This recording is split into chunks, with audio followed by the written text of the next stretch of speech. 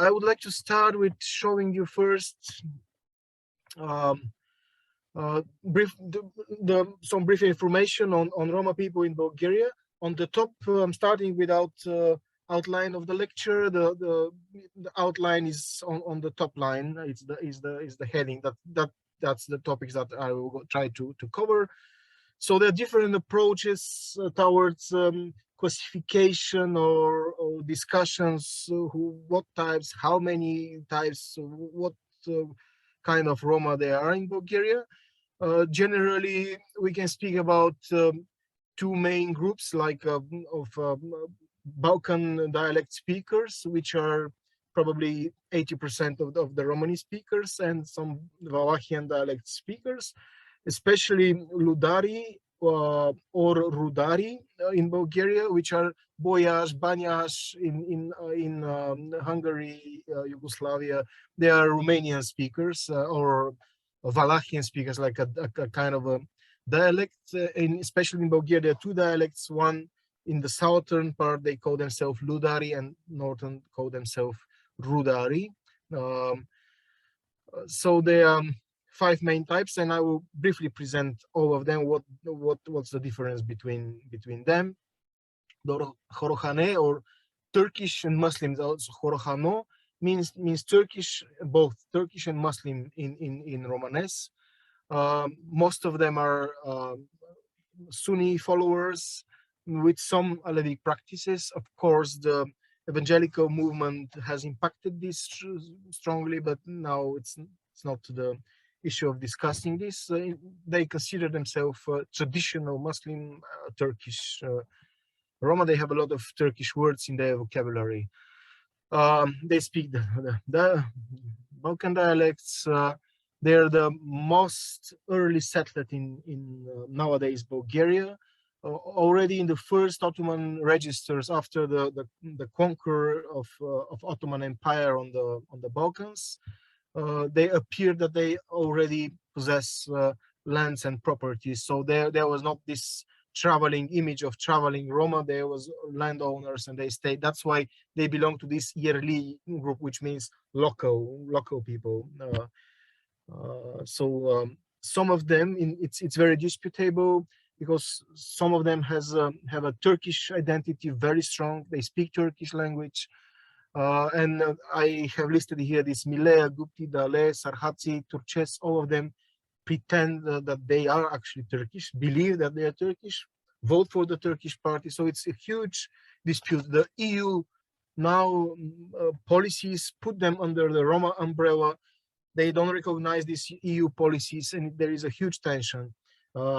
You can read the literature. A lot of people say Roma people in Bulgaria are 600,000, 800,000. It's simply because they count this Turkish-speaking population also as Romani population, although they have other identity during the census and during the field works. Concerning the migration, they use very often the trade channels with Turkey, with Istanbul, with Bursa, with Izmir, with Edirne. They have very intensive trade relations with Turkey, and when they travel in EU, they usually use Turkish or Kurdish diasporas in Denmark, in Germany, Austria, Switzerland, wherever there is a Turkish or Kurdish speakers from Kurd belonging coming from Turkey, not from Iran. They usually get in touch. These are the vocation of the Turkish speakers, the people who other people call them Roma, but they identify themselves as some kind of a Turkish subgroups. The same land in the eastern and southern part coincide with the other Turkish speakers. You will see this later on the lectures. Daskane is the same case. Daskane means Bulgarian or Christian. Most of them speak the same dialect, Balkan group of Balkan dialects. with much more Bulgarian and almost no Turkish words, but with the same phonetics, the same use of cases. They settled also after the liberation. Some of them already in the Turkish, in the Ottoman Empire. So they are also quite long time settlers. Not there is no they're not travelers, not internal migrants. Recently, a lot of them shifted from Eastern Orthodox to evangelical denominations. Because most of them live in northwestern Bulgaria or in western Bulgaria, they use usually this ex-Yugoslavian diasporas in Germany, in Austria, where the Yugoslavian gastarbeiters were going in Europe. They're using these steps. Recently, they're using any Serbian, Albanian, Kosovarian diasporas to get into the West. They use these relations and very well accepted finding roads. They have also people with very strong Bulgarian identity. They always declare themselves Bulgarians in the surveys, in the um, national census, but due to the appearance of cover skin, let's say, things like this, people still claim that they're Roma, they are gypsies, so they count them. Very interesting is the group of Jore in the region of Sofia, which means mules. They are mixed of Bulgarian. It's children of mixed marriages between Bulgarians and Roma people, considered being Roma by Bulgarians, like stigmatized because of the mixed marriage, but accepted and even given a label, like a subgroup label, by the other Roma people. So these are the specific regions. The colleges or the tinsmiths, they settled very lately by pressure of the states. Still, some of them are seasonal travelers. They are typical case of bilocal. They have a southern and northern locations or settlements of living. Bulgaria is divided by the Balkan range on northern and southern part. So they during the winter they stay in the south where the temperature is better. Greece is close, and the Mediterranean is close, and during the summer they're going to the north. Um, they speak the old Wallachian dialects of Romani. This is the most spoken languages in Romania, Hungary, Slovakia, Czechia. The most popular, the most proportion of Roma in those in the Central Europe speak those type of dialects. They're Eastern Orthodox, very strong followers. Even they have a monastery which is very sacred place for them. But they are following the so-called old style or Julian calendar, so like Russians or Serbians. And they are very famous for their bride markets, where the brides are doing this showing that they're married together with the money, and it's very open celebrations of the marriage. They're using trade channels in the nearby countries. Some of them still traveling, and especially Greece is a very important source for them. You can see these winter summer locations, and by the dots are this is the place of bright markets. The red dots are annual gatherings. Some of them have weekly, but all the four are on annual basis. And the violet is only weekly, but there is no special day for annual gathering. They gather like 5,000, 6,000 people of this bright markets and wedding celebrations, really huge gatherings of the group. The calderash people, the most rich, most of them live in mansions or in big houses. This is a photo taken from Greece. It's not taken in Bulgaria. I was very much interested in the anthropology of death, but I never allow myself, due to ethical reasons, to take a shoot of any of these open graves or tombs. When people are crying, I'm simply not taking pictures like tourists. But it's a colleague from Greece did it, so I'm just showing it's the same in Bulgaria, the same practice. They settled it also very lately. They're Eastern Orthodox, but following the Bulgarian church.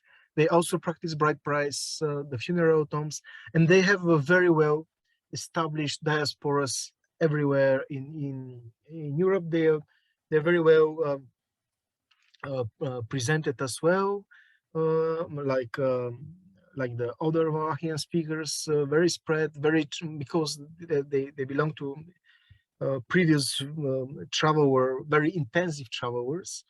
They are the last who stopped actually traveling probably in Bulgaria from the Romani speakers. So they are spread also across the country. You can see them. They don't have one big area, but different small areas across the countries. And the last ones, the Udari, dialects of Romanian language, Eastern Orthodox, settled also by pressure. Some of them, this is quite recent, okay, 10, 15 years old pictures of bear trainers, ursari, or spoon makers, lingurari, still practicing their crafts, but there are very few of these people. They live in mainly in this area. So Udari are in the south and Udari are in the north. Okay, then briefly, I'm moving to the periods of migrations. There are several periods of migrations.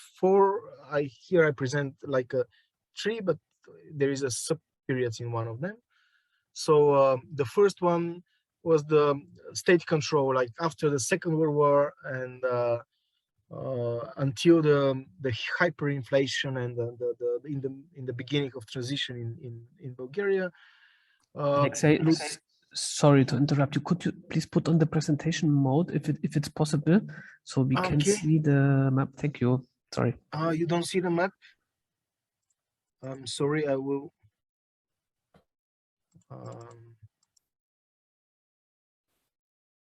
There was a problem of switching slides. That's why I put it like this. So the first map is the Komi Republic, is in the left upper corner, just to show where it's in Russia and located. There was an agreement between Bulgaria and USSR. So the Bulgarian workers are getting wood material and working forestry in Russia. Part of this was for USSR, and part of that was coming to Bulgaria. They established 4 settlements in the Komi Republic. This is the years of active, and there a lot of Udari was sent there because of their spoon makers like Lingurari. They are very good in recognizing wood and quality of wood, and we have a lot of Russian brides. So they get married for girls from Komi Republic, and brought them back to Bulgaria. Very interesting case of such mixed marriages. The second period is a second case is quite traumatic. In the late 80s, in the mid 80s, Bulgaria started very drastic assimilation policies towards Muslim population in Bulgaria and towards the Muslim speakers, the Turkish speakers. So it ended up, this was forbidden to speak the mother tongue. It was forbidden to wear Muslim clothing and things like this. So it ended up by this month and a half permission to cross the border and go to Turkey. So 360 people simply moved to Turkey. They were not only Turkish people, but Turks. I'm saying Turkish identity because of Millet, because some Tatars who also identified themselves sometimes as Turks in Bulgaria. Some Pomaks, Muslim Roma, they simply flee, and about a little bit less than half of them returned after the crash of the communist regime. If you want to know more about this, it's a pejorative thing, but it's in its mass use in Bulgaria. If you want to know more about this process, you simply have to type "big excursion," and it will. It was very dramatic. It was really sad story, and this is the location where the people who identify themselves as Turks live nowadays and live after the process of return as well. So it's based on the census in 1992. So this is the municipalities in Bulgaria, the smallest administrative unit. So I'm sorry, but I cannot switch the slides. There is some problem. I will later on. I will bring back the full screen mode again. The second period, it was like a cycling migration as survival. I call it like that. There are two periods. Prior to after the hyperinflation in 2006-2007, when people were simply suffering, finding any job, any occupation, any income. So they started to do this like step by step, going first to the closest country just to earn some money. Then after getting money, going further. Then after getting money, going far away, like at the end of Europe, like Portugal and UK and Ireland. So, at just the last point of the continent. And after that, after the entering EU at the beginning, the Bulgarian citizen had no right to work and stay longer. And there was a habit of this step-by-step movement, because before entering EU, it was forbidden to stay in any EU country without for more than 3 months.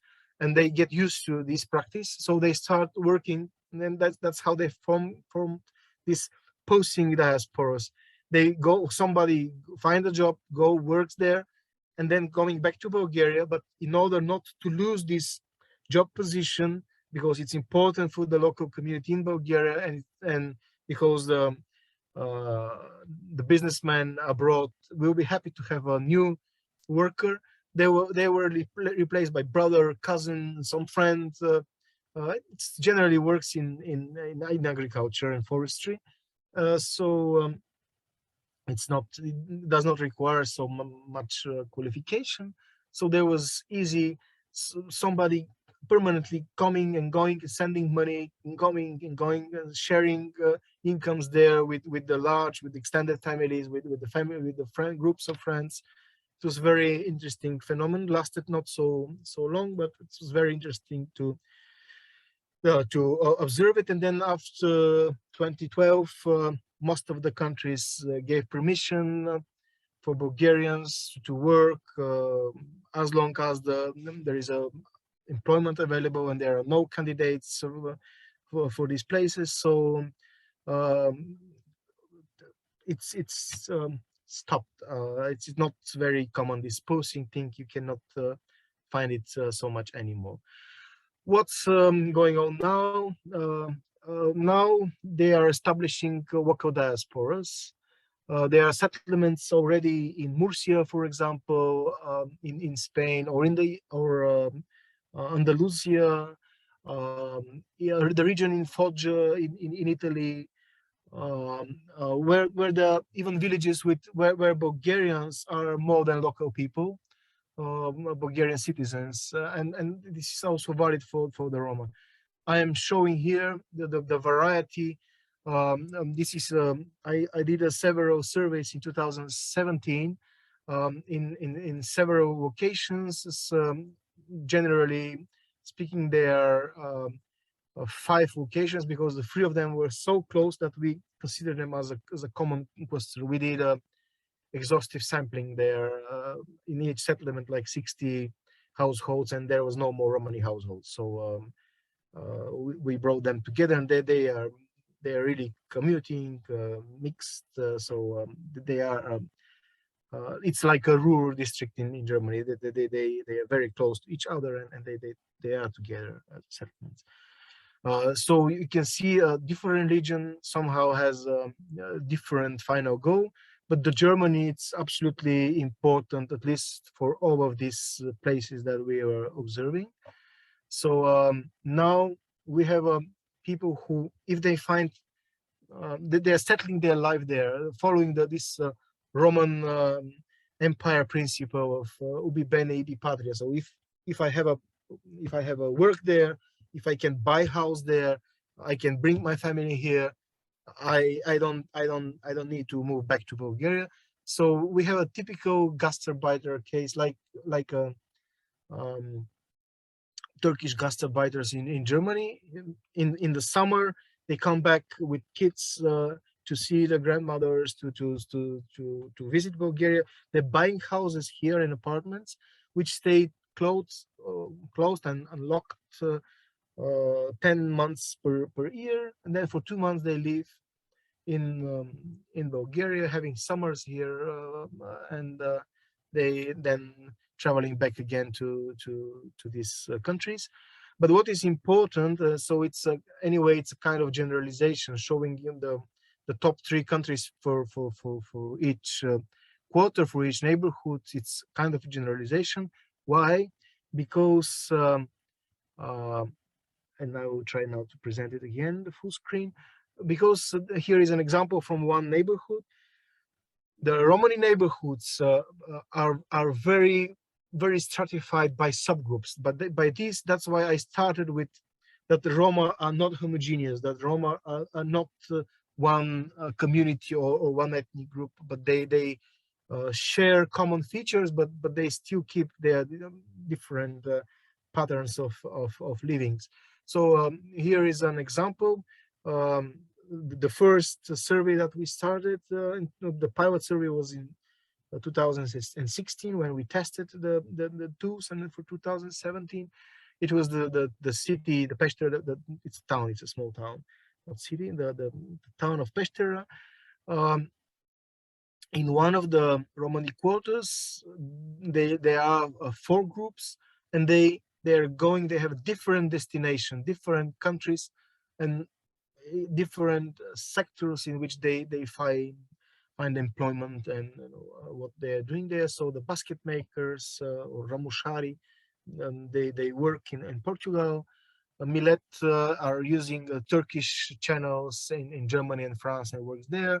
And the tinsmiths are using some Serbian and Kosovarian channels in the commercial sex services, and are exploiting Zangari in France. That's actually what happens. The Zangari are the less prestigious group in this cluster of subgroups, and they are exploited by their nearby neighbors, speaking almost same dialect, but still considered different, and so being exploited by the others. Oh, good. This time it's changed. Is it changed for you now?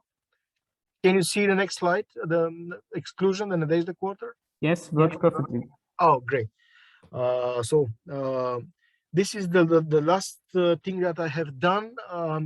I did a micro census during the COVID here and the lockdowns in Bulgaria. There was a small gap in the summer and autumn of 2020.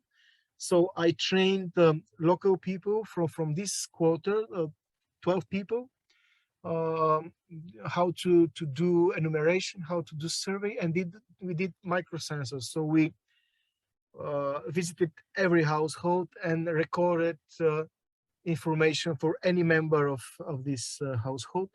And unfortunately, we can see that even in migration, there is a huge social exclusion and inequalities. The most poorest, the most the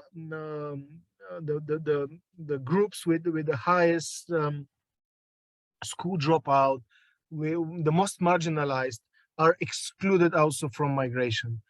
They are disintegrated from Bulgarian society, but they are so disintegrated that they don't have skills even to travel. You can see this yellow zone. That's the poorest people in the quarter, and they almost don't migrate. And I don't have picture now here, but the highest density of population and the highest number of people actually lives there. So it it's a really disaster. They're not able to solve their problems. It's like something like 2,000 people who are stuck to there and have no proper housing, no electricity, no employment, no education, nothing, and no migration as well. So the social exclusion works also for excluded. So when you see someone who moves, he has still probably some skills and hopes and something to go abroad and to try changing the life.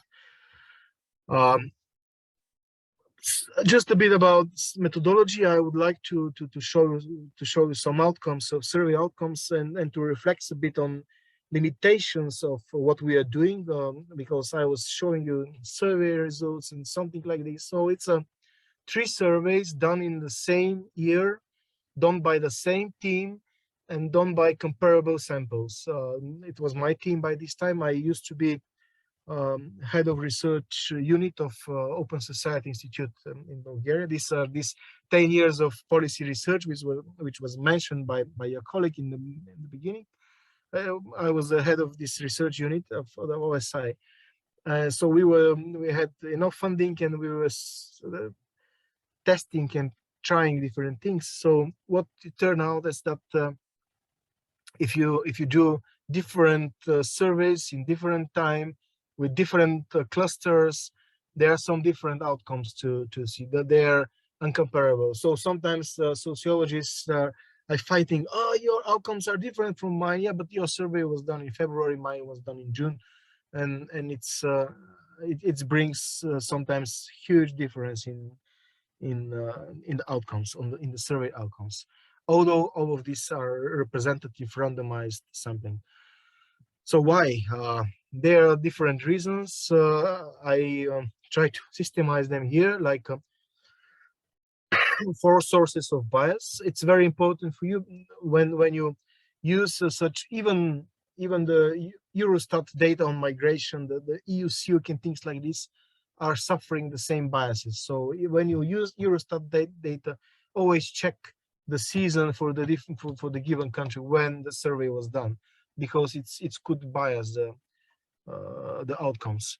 So the cluster bias, in order to save money, most of the surveys are not based on simple selection, but on clusters of people, like 7 or 10 or 8 different clusters, different depends on the sampling size. But the clusters in such segregated neighborhoods usually is a sampling of in the thick social network. And as you saw, the zones in Peshtera, if you cluster in such a zone, you can have an outcome like all people going to Portugal. Next time it could be the same neighborhood, but the 7 addresses that you selected or 10 addresses are in the other part, and you can get the people going to France or going to Germany. So you always have to keep in mind when you are sampling the segregated neighborhoods that sometimes the internal stratification brings the bias, the cluster bias. Then sample size bias. The samples are rather small. I think that you cannot do really serious migration survey with less than, I know what the statistical theory is saying, for 160 or something like this, 1,600, but it's you need a really big sample in order to cover even in even manner um, all the segregated neighborhoods, in order to avoid the upper, to avoid the cluster bias. You need much more bigger sample, 5,000 or 10,000 people, or even households. So it's a very important to have a bigger sample size, because people, when they are migrating, they're coming and going, and you can see the seasonal bias. It depends of the season. If you do survey in the summer, there are most returners from Canada, from USA, from Portugal. They are not commuting so oftenly as the migrants in Greece, for example, or Romania, in the case of Bulgaria.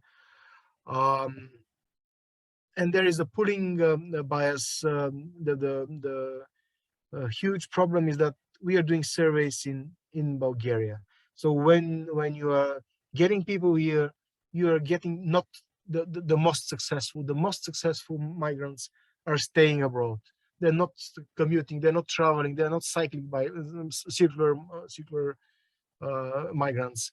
And this, because of that, we are getting more information on exploitation, on poor payments, more information on agriculture or construction works, because it's a seasonal work. The well integrated are simply not easy to find, and that's why this pooling bias exists.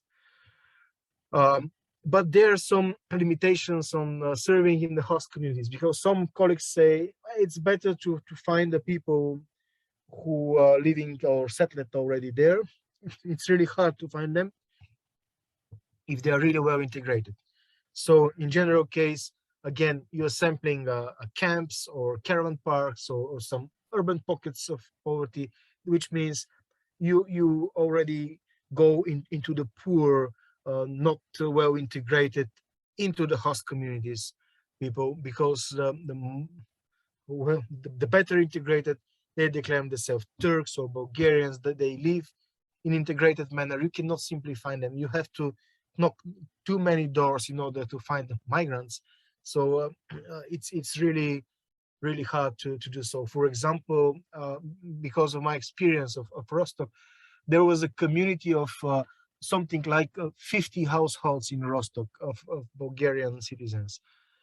And we were so spread across the city and Varnamund and nearby suburbs. So it was really hard. If you have to do survey on Bulgarians in Rostock, although we knew that we are 50 households, like 100 or 200 people, or you cannot do it in this easy manner, simply because all of us, we were quite integrated with with the free market property rents and things like this.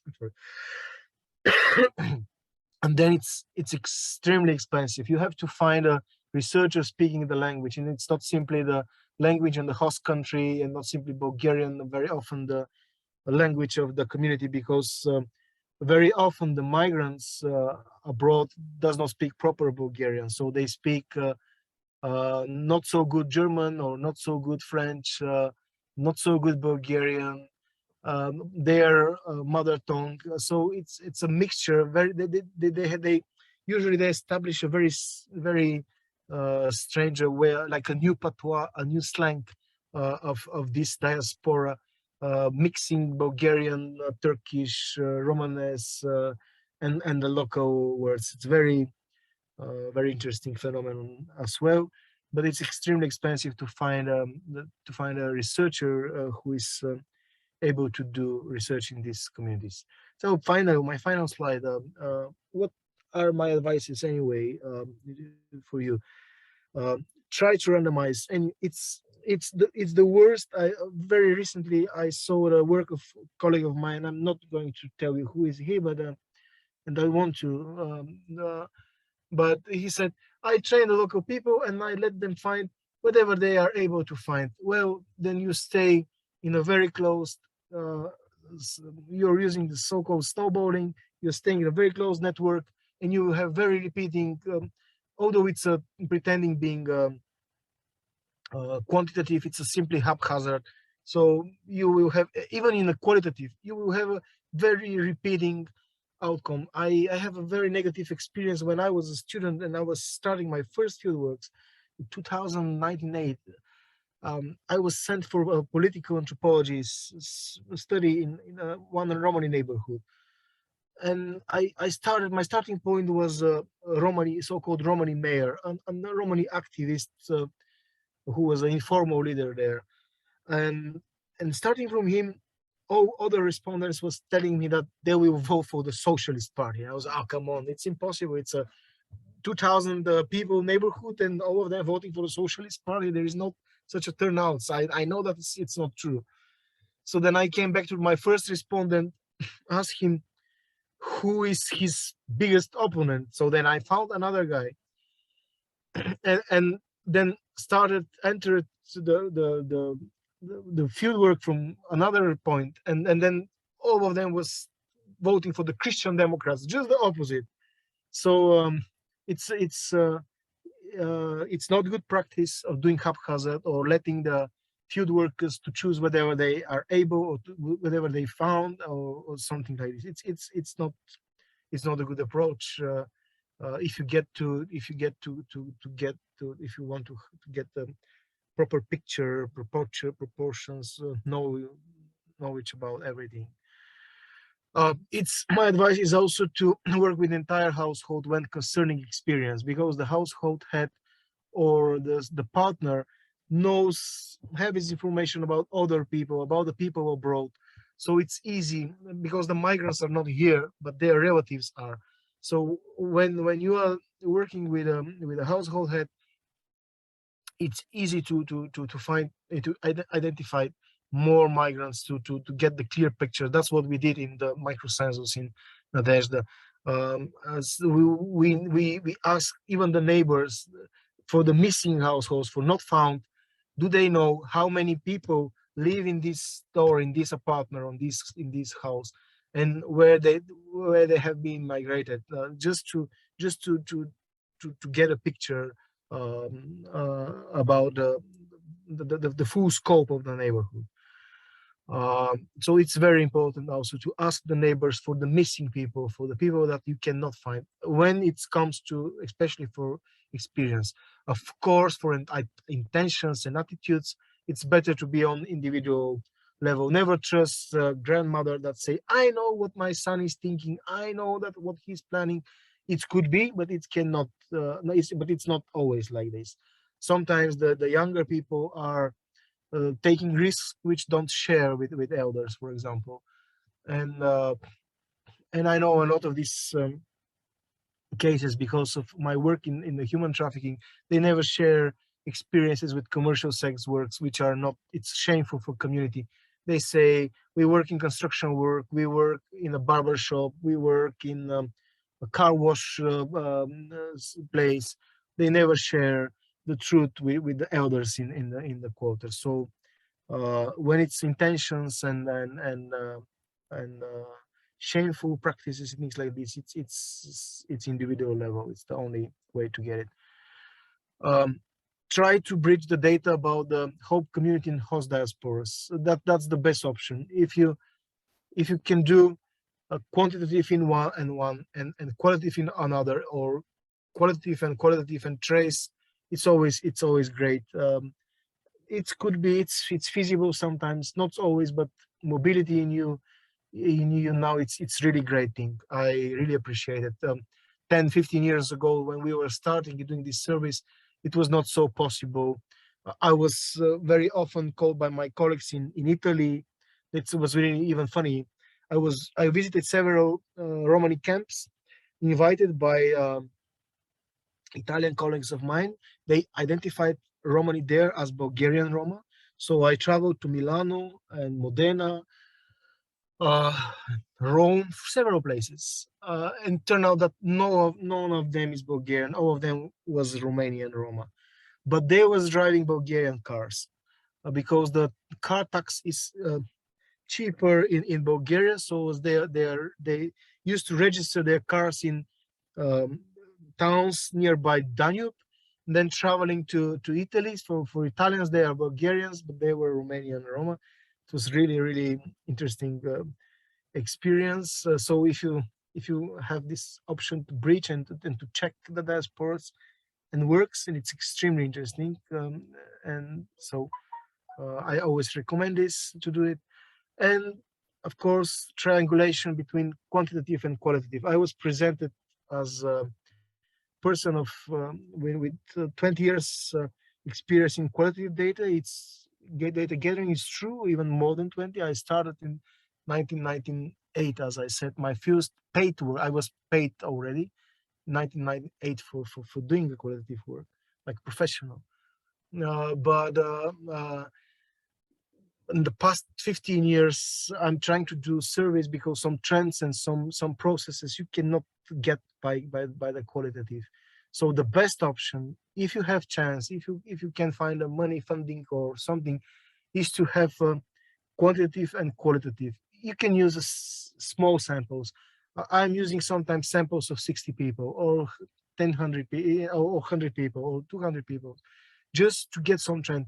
But it's very important to do it in the random manner. Even if you have to skip 10 houses and to find the next respondent, just you have to be sure that you have proper procedure for randomization.